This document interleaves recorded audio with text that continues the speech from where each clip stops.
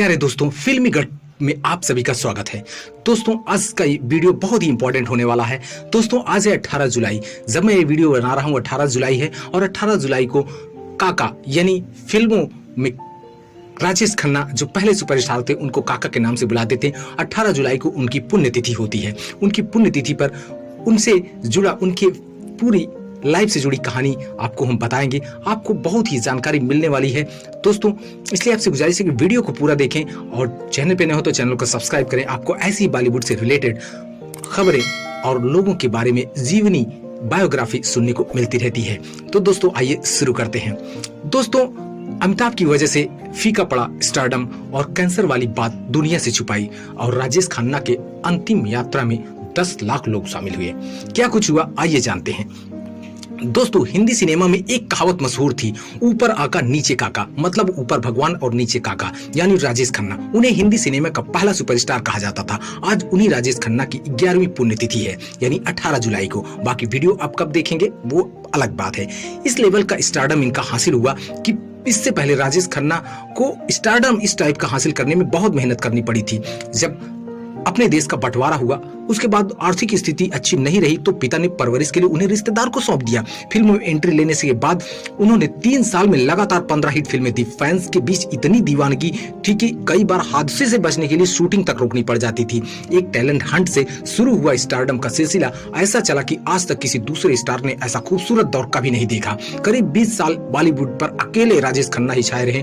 अमिताभ बच्चन की जब एंट्री हुई तब उनका स्टारडम फीका पड़ गया। अंतिम कुछ सालों में वो बिल्कुल ही अलग रहते थे, अकेले रहते थे। अवार्ड शो में भी अकेले ही शिरकत करते थे। मौत के बाद दुनिया को पता चला कि वो कैंसर से भी पीड़ित थे। दोस्तों, तंगी की वजह से पिता ने रिश्तेदार को सौंप दी थी राजेश खन्ना की जिम्मेदारी। राजेश खन्ना का जन्म 29 दिसंबर 1942 को अमृतसर में लाला हीरानंद खन्ना और चंद्र रानी खन्ना के घर हुआ। उनके एक बड़े भाई थे। फिल्मों में आने से पहले उनका नाम जतिन था। 1947 में देश के बंटवारे के बाद पूरा परिवार भारत के अमृतसर में आकर बस गया। पिता एक स्कूल टीचर थे, लेकिन बंटवारे की वजह से उनकी नौकरी चली गई, जिस वजह से तंगी का सामना करना पड़ा। हालात इस कदर बदतर थे कि वो परिवार का पालन पोषण नहीं कर पा रहे थे। इसी वजह से उन्होंने 6 साल के राजेश खन्ना को मुंबई में रहने वाले रिश्तेदार चुन्नीलाल खन्ना और लीलावती खन्ना को सौंप दिया। बचपन से ही उन्हें एक्टिंग का शौक था और वो बहुत ही जुनूनी थे। बचपन से ही राजेश खन्ना को परिवार वाले काका के नाम से बुलाते थे। पंजाबी भाषा में काका यानी काके का मतलब होता है छोटा बच्चा। हमेशा से एक्टिंग के जुनूनी राजेश खन्ना 10 साल की उम्र में थिएटर से जुड़ गए थे। एक्टिंग के अलावा उन्होंने बोंगो और तबला बजाने में खास दिलचस्पी थी। स्कूल के दिनों में जितेंद्र उनके बहुत अच्छे दोस्त हुआ करते थे। वो कॉलेज के दिनों में भी थिएटर और स्टेज शो से जुड़े रहते थे। साथ ही स्टेज शो से कई अवार्ड्स भी अपने नाम जीते थे। फिल्मों के लिए मामा ने जतिन से नाम बदल कर रख दिया राजेश खन्ना। राजेश खन्ना ने अंधा युग नाम के एक नाटक में सैनिक का किरदार निभाया। नाटक में उनकी एक्टिंग से एक चीफ गेस्ट इतने प्रभावित हुए कि उन्होंने राजेश खन्ना से कहा, बेटा तुम्हें फिल्मों में काम करना चाहिए। हालांकि उनके पिता एक्टर बनने के हमेशा खिलाफ थे। पिता के मना करने के बाद भी एक्टिंग के लिए उनका जुनून कम नहीं हुआ। ये बात उन्होंने अपने मामा को बताई। उन्होंने फिल्मों के लिए उनका नाम बदलकर राजेश खन्ना रख दिया। दोस्तों, इनकी साल दर साल फीस ऐसे बढ़ी। जैसे 1970 में 10 लाख लेते थे पर फिल्म के लिए, 1974 से 77 के बीच में 20 से 27 लाख कर दिए थे और 1978 से 1982 के बीच में 30 से 57 लाख रुपए लेते थे और 1981 से 89 के बीच के आसपास जो उनकी फिल्म के लिए फीस थी 50 से 70 लाख रुपए थी। दोस्तों, महंगी कार से वो ऑडिशन देने जाते थे। राजेश खन्ना को स्पोर्ट्स कारों का शौक था। वो ऑडिशन में भी एमजी स्पोर्ट्स कार से ऑडिशन देने जाया करते थे। उस समय ऐसी कारों का कलेक्शन फिल्मी सितारों को पास भी नहीं होता था। जब वो ऑडिशन देने जाते थे तो उनकी कार वहां पार्क होती थी जहां कई फिल्मी सितारे और प्रोड्यूसर डायरेक्टर की गाड़ियां खड़ी रहती थी। कभी कभार जब राजेश खन्ना की मुलाकात किसी डायरेक्टर से होती थी तो वो कहते थे, अगर आप जूनियर आर्टिस्ट का भी रोल मुझे दे देंगे तो मैं उसे भी पूरी शिद्दत से करूंगा। लेकिन कोई भी उनकी बातों को तवज्जो नहीं देता था। किस्सा फिल्मों में एंट्री का अब बताते हैं। बात है साल 1965 की। फिल्म प्रोड्यूसर से मिलकर all India talent Hunt contest का आयोजन किया था। शो में 10,000 से ज्यादा लोगों ने हिस्सा लिया था। उनमें से एक थे 23 साल के राजेश खन्ना। इस हंट में राजेश खन्ना ने इतना जबरदस्त परफॉर्म किया कि वो पहले टॉप 8 की लिस्ट में आ गए और विनर बने। लड़कियों में ये खिताब फरीदा दलाल ने जीता था और विनोद मेहरा और लीना चंदावरकर रनर अप रहे थे। राजेश खन्ना को प्राइज के तौर पर 2 फिल्में ऑफर की गई थी। काका के फिल्मी सफर की पहली कड़ी 1966 में राजेश खन्ना की पहली फिल्म आखिरी खत रिलीज हुई। इस फिल्म को 40वें ऑस्कर अवार्ड के बेस्ट फॉरेन लैंग्वेज फिल्म के तहत एंट्री मिली थी, लेकिन फिल्म नॉमिनेशन राउंड से बाहर हो गई। हालांकि राजेश खन्ना की पहली फिल्म फ्लॉप रही। 1967 यानी 67 में उनकी दूसरी फिल्म राज रिलीज हुई, जिसने बॉक्स ऑफिस पर ताबड़तोड़ कमाई की। फिल्म का बजट 65 लाख था, जिसने इंडियन बॉक्स ऑफिस पर 1 करोड़ का कलेक्शन किया। हिंदी सिनेमा के पहले सुपरस्टार का जन्म हुआ। दोस्तों साल 1969, इस साल रिलीज हुई थी 3 फिल्में, डोली, इत्तेफाक और आराधना। फिल्म आराधना की रिलीज के बाद ही क्रिटिक्स ने उन्हें हिंदी सिनेमा का पहला सुपरस्टार माना और आराधना ने 100 हफ्तों तक एक थिएटर में चलने वाली पहली हिंदी फिल्म बनी थी। पहले फिल्म आराधना का टाइटल वंदना था।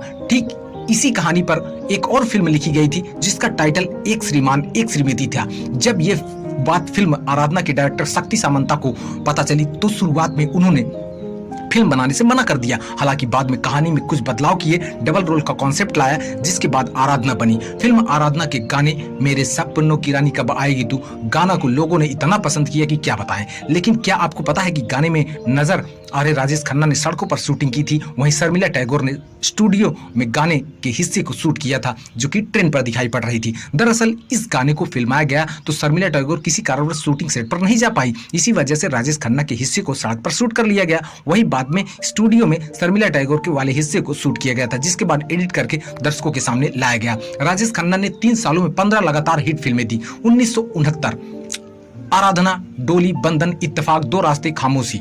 1970 में सफर, द ट्रेन, सच्चा झूठा, आन मिलो सजना। 1971 में कटी पतंग, महबूब की मेहंदी, छोटी बहू, आनंद, हाथी मेरे साथी। ये रही फिल्में जो 3 साल में 15 हिट फिल्में दी। फैंस और उनकी पागलपन भरी दीवानगी। राजेश खन्ना की लोगों के बीच जबरदस्त दीवानगी थी। वहां वो फिल्म की शूटिंग करते थे जहां पर फैंस उन्हें देखने के लिए पहुंच जाते थे, जिससे कभी कभार हादसा भी हो जाता था। किस्सा है फिल्म कटी पतंग की शूटिंग का। जब राजेश खन्ना शूटिंग के लिए नैनीताल गए थे, शूटिंग लोकेशन नैनी झील के आसपास का था, इसलिए उस झील के 3 दिनों के लिए चारों तरफ नाव से बांध दिया गया था। वजह यह थी कि लोग उन्हें देखने के लिए बड़ी तादाद में वहां जरूर पहुंचेंगे, जिस वजह से हादसा होने का भी खतरा हो सकता है। फैंस की वजह से जब हावड़ा ब्रिज के टूटने के डर से रोक दी गई शूटिंग। दूसरा किस्सा है अमर प्रेम फिल्म का। इस फिल्म के एक सीन की शूटिंग के लिए कोलकाता के हावड़ा ब्रिज के नीचे होनी थी, जहां पर राजेश खन्ना को शर्मिला टैगोर के साथ बोट में नजर आना था, लेकिन बाद में वहां के अथॉरिटी ने इसके लिए परमिशन नहीं दी। अथॉरिटी का कहना था कि राजेश खन्ना को देखने के लिए हावड़ा ब्रिज पर इतने लोग जमा हो जाएंगे कि पुल टूट भी सकता है, इसलिए शूटिंग वहां नहीं हो सकती। थिएटर में राजेश खन्ना को देख लोग हो गए थे पागल, फाड़ दी थी। राजेश खन्ना के दोस्तों की लिस्ट में साउथ एक्टर कमल हासन का भी नाम आता है। एक बार राजेश खन्ना के साथ कमल हासन एक अमेरिकन फिल्म देखने गए थे। वहां मौजूद लोगों को इस बात का बिल्कुल भी अंदाजा नहीं था कि वहां पर राजेश खन्ना भी है। सब कुछ ठीक था, फिल्म भी खत्म हो गई, लेकिन राजेश खन्ना फिल्म खत्म होने के बाद उसके टाइटल एंड को देखने लगे। उधर कमल हासन को इस बात की चिंता सताने लगी, अगर ये बात वहां मौजूद लोगों को पता चल गई कि थिएटर में भगदड़ मच जाएगी।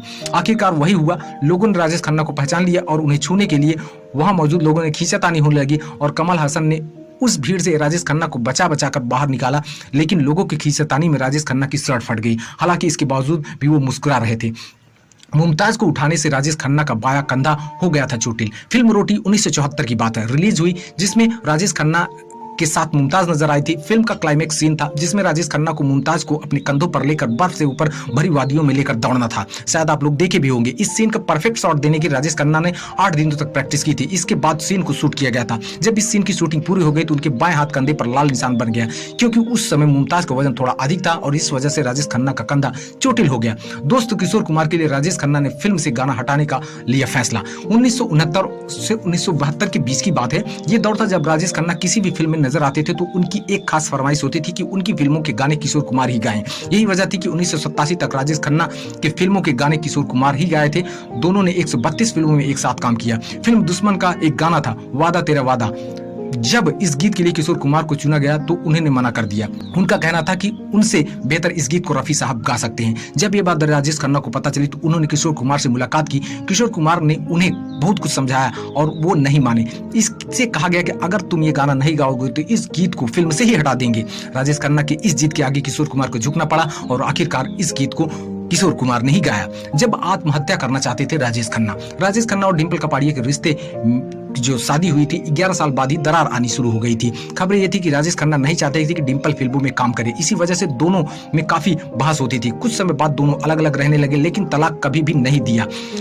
एक इंटरव्यू में खुद राजेश खन्ना ने बताया कि डिंपल से अलग रहने के बाद उन्होंने 14 महीनों के लिए खुद को आसपास एक ऐसी दीवार बना ली थी कि लोगों पर उनसे विश्वास करना छोड़ दिया। नई फिल्में साइन नहीं करते थे, आत्मविश्वास में कमी आ गई थी, लगातार फिक्र में डूबे रहते थे, आत्महत्या करने के बारे में सोचते थे। दोस्तों, अमिताभ बच्चन की एंट्री जब हुई तो उनकी एंट्री हावी हो गई राजेश खन्ना के स्टारडम पर। राजेश खन्ना ने अपने करियर में कई हिट फिल्में दी थी, लेकिन उनका स्टारडम भी एक समय के बाद कम हो गया। इस रिपोर्ट्स की माने तो जब फिल्म दुनिया में angry young man Amitabh Bachchan की एंट्री हुई तो उनका जादू लोगों के बीच फीका पड़ने लगा। वजह यह थी कि वो एक्शन फिल्मों में काम करना शुरू कर दिया था, लेकिन दर्शक उन्हें सिर्फ रोमांटिक फिल्मों में ही देखना चाहते थे। फिल्मों के ऑफर जब कम मिलने लगे तो उन्होंने छोटे पर्दे पर हाथ आजमाया और कई टीवी सीरियल में भी नजर आए। हालांकि इन टीवी सीरियल में रोल के लिए उन्हें काफी जद्दोजहद करनी पड़ती थी और बहुत मुश्किल से रोल मिलता था। करियर के डाउनफॉल में थे अकेले, अवार्ड फंक्शन में भी कोई नहीं जाता था साथ। जहां एक वक्त ऐसा कि राजेश खन्ना के घर के बाहर लोगों का हुजूम उमड़ा रहता था, वहीं जिंदगी के आखिरी सफर में वो बिल्कुल अकेले थे। राजेश खन्ना ने एक इंटरव्यू में अपने करियर के सफर को याद करते हुए कहा कि एक दौर ऐसा हुआ करता था जब उनके बंगले आशीर्वाद के बाहर लोगों का हुजूम लगा रहता था, उनका ड्राइंग रूम गुलदस्तों से भरा रहता था। लेकिन ऐसा भी वक्त आया जब उनके पास एक फूल तक नहीं आया और यह बताते हुए वो भावुक हो गए। 2005 में राजेश खन्ना को film fair life time achievement award देने का ऐलान हुआ। फिल्म फेयर में मैनेजिंग डायरेक्टर मीरा जोशी ने राजेश खन्ना से मुलाकात की और पूछा क्या वह अवार्ड फंक्शन में आएंगे और ट्रॉफी कबूल करेंगे। राजेश खन्ना ने इस बात पर हामी भर दी थी। साथ में ही मीरा से फंक्शन के लिए एक्स्ट्रा पास मांग लिए थे, लेकिन वो फंक्शन में अकेले पहुंचे थे, जिस बात पर सभी हैरान रह गए। उन्होंने एक्स्ट्रा पास के लिए फिर भी उनके साथ कोई नहीं आया, ये सोचने वाली बात थी। राजेश खन्ना के निधन के बाद दुनिया को पता चला कि उन्हें कैंसर भी है। 2011 में राजेश खन्ना को पता चला कि उन्हें कैंसर है, लेकिन ये बात सिर्फ उनके करीबियों तक ही सीमित रखना चाहते थे। इन्होंने परिवार के लोगों से कह दिया कि ये बात उनके फैंस तक ना पहुंचे। जून 2012 में उनकी तबीयत खराब होने लगी थी, जिस वजह से 23 जून को मुंबई के लीलावती अस्पताल में भर्ती कराया गया था। तबीयत में सुधार होने के बाद 8 जुलाई को अस्पताल से छुट्टी मिल गई थी। फिर 14 जुलाई को फिर से राजेश खन्ना को लीलावती अस्पताल में भर्ती किया गया, लेकिन इन्हें इस बात का अंदेशा हो गया कि उनके पास अब ज्यादा वक्त नहीं है। इसलिए उन्होंने अपने परिवार वालों से कहा कि वो अपने आखिरी सांस लेना चाहते हैं अपने घर में। तो 16 जुलाई को उन्हें अस्पताल से डिस्चार्ज कर दिया गया, जिसके 2 दिन बाद यानी 18 जुलाई को राजेश खन्ना का निधन हो गया उनके बंगले आशीर्वाद में। राजेश खन्ना के निधन के बाद दुनिया को पता चला कि वो कैंसर से पीड़ित थे। उनकी अंतिम यात्रा में करीब 10 लाख लोग से भी ज्यादा लोग शामिल हुए थे। दोस्तों, ये थी राजेश खन्ना की पूरी लाइफ की कहानी, हमने आपको बताई। आई होप दोस्तों वीडियो लंबा जरूर हो गया, लेकिन फिर भी उनके बारे में जानकारी आपको मिलकर आपको अच्छा लगा होगा। दोस्तों, ऐसी और वीडियोस के लिए आप हमें सब्सक्राइब करें, अदर प्लेटफॉर्म पे देख रहे हो तो हमें वहां फॉलो करें। मिलते हैं अगली वीडियो में, तब तक के लिए धन्यवाद।